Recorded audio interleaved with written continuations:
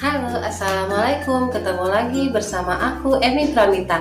Di video kali ini, aku bakal ngasih tahu kalian semua apakah boleh ibu yang sedang sakit tetap menyusui bayinya.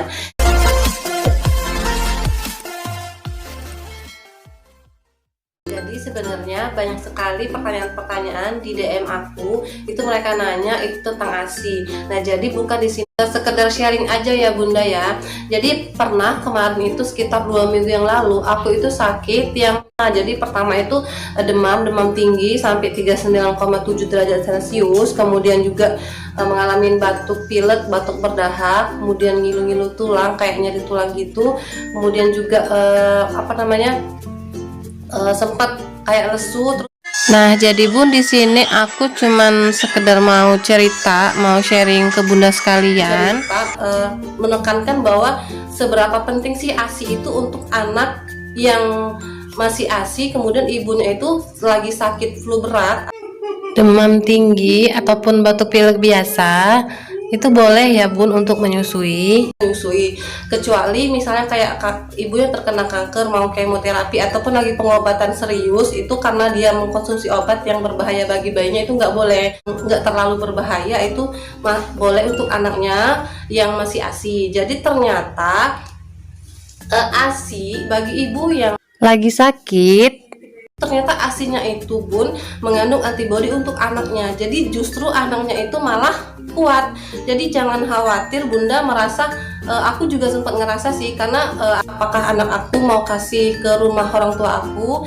Waktu itu sempat telepon orang tua mau nitip anak, kemudian juga sempat telepon adik juga mau nitip anak. Tapi aku pikir-pikir, kalau misalnya dia langsung dikasih dititipin, artinya otomatis dia disapih secara langsung dong, disapih tanpa proses. Jadi aku takutnya malah dia demam, karena anak aku punya riwayat 2 kali step. Jadi aku agak takut, agak khawatir nanti malah dia bukan demam flu, tapi dia demam karena disapinya secara mendadak. Jadi aku pikir, aku nanya sama teman yang bidan, yang dokter, kemudian juga sempat ke bidan juga, katanya nggak apa-apa Bu, terusin aja ASINya, karena ASINya sekarang justru malah bagus, malah mengandung antibodi. Jadi jangan takut penyakitnya itu masuk ke dalam ASI, kemudian penyakitnya malah ke anak. Itu pikiran aku yang awalnya itu kan sebagai orang awam yang nggak ngerti kan.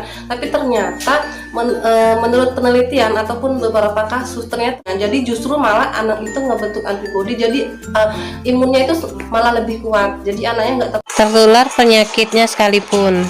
Nah, tapi Bun jangan tenang dulu, karena kita berada pada masa pandemi ini, jadi bunda-bunda juga harus berhati-hati. Walaupun kita cuma sakit flu biasa, batuk pilek biasa, itu kita tetap harus hati-hati. Kita harus menerapkan prokes yang ketat. Jadi walaupun kita nggak terkena penyakit yang berbahaya, kita juga harus tetap prokes, karena kita bersentuhan langsung dengan anak kita. Jadi takutnya nanti kita membawa penyakit-penyakit lainnya. Sebagai ibu yang merasa mungkin terkena flu, jadi Bunda wajib menggunakan masker agar pas kita ataupun kita bicara itu tidak terkena ke anak. Kemudian juga kita harus sesering mungkin mencuci tangan dan juga ataupun sedia terus hand sanitizer. Jadi setiap kita menyentuh anak pakai hand sanitizer, kemudian juga apapun benda yang kita pegang itu harus menggunakan hand sanitizer ataupun cuci tangan. Itu untuk menghindari penyakit, virus atau bakteri di bantal, di selimut, ataupun juga di baju anak ataupun di tangan kita saat kita menyentuh anak. Jadi memang sangat riskan sekali ya Bunda ya. Memang sangat khawatir sekali menularkan kepada si anak. Nah, tetapi alhamdulillahnya aku berhasil melewati fase itu, dan anak aku memang sempet sih agak ruam-ruam panas gitu, agak khawatir, karena aku selama sakit kemarin itu selalu meletakkan termometer di dekat tempat aku tidur. Jadi setiap aku bangun, aku cek anak aku suhunya jangan sampai di atas 37 derajat Celcius, karena anak aku nggak bisa suhunya terlalu tinggi. Jadi kalau sudah di atas 37 itu sangat mengkhawatirkan sekali.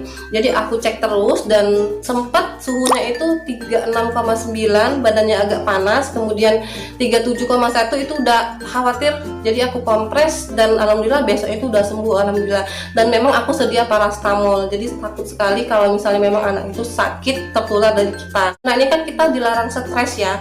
Jadi kalau misalnya akunya stres, takutnya nanti malah anaknya ikut juga stres. Jadi malah anaknya itu cepat sakit juga. Jadi sakit karena kitanya stres juga, jadi asinya nggak berkualitas. Jadi ibu yang ngerasa sakit malah kalau kitanya ngedul stres, asinya semakin sedikit, kemudian juga asinya nggak berkualitas lagi. Nah terus bun, jangan sekali-sekali mencium anak ataupun memeluk anak, jangan dulu. Jadi kita memang gemes sama anak, jangan dulu cium, jangan dulu peluk-peluk. Jadi kalau mau kita menyusui aja, kemudian kita biarkan dia beraktivitas sendirian. Jadi memang kita harus menjaga lewat ASI, tapi juga kita harus jaga jarak dengan anak itu, jangan sampai kita sering bersentuhan. Kalau memang harus bersentuhan langsung, kita harus cepat-cepat cuci tangan dan juga pakai hand sanitizer. Jadi di sini juga aku bunda yakinkan pada diri bahwa kita harus sembuh dan juga anak kita tidak akan tertular dengan sakit yang kita derita. Jadi itu bun pengalaman aku kemarin, semoga bermanfaat. Kemudian bunda jangan stres, jangan merasa bahwa nanti anak sakit, jadi nanti anak sakit beneran. Jadi tetap di otak kita berpikir positif bahwa anak bunda yang masih mengasihi, semangat untuk mengasihi, dan agar anak kita tetap terjaga imunnya dan imunnya semakin kuat di masa pandemi ini. Jadi bunda, oke, terima kasih sudah menonton dan sudah mendengarkan cerita pengalaman pribadi aku. Jangan lupa subscribe, like, comment, and share ya. Semoga bermanfaat. Terima kasih. Wassalamualaikum warahmatullahi wabarakatuh. Dadah.